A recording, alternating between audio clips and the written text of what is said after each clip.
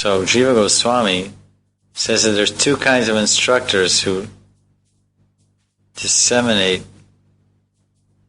knowledge of Bhagavad Tapta.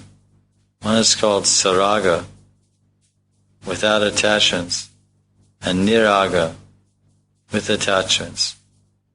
Instructors who are greedy for wealth and remain desirous for sensual enjoyment are known as speakers with material attachments, or Saraga Bhaktas. Interesting point. Talking about two kinds of teachers. Some teachers, they speak well, but they're very much attached to material enjoyment. So the influence of such instructors is not enduring.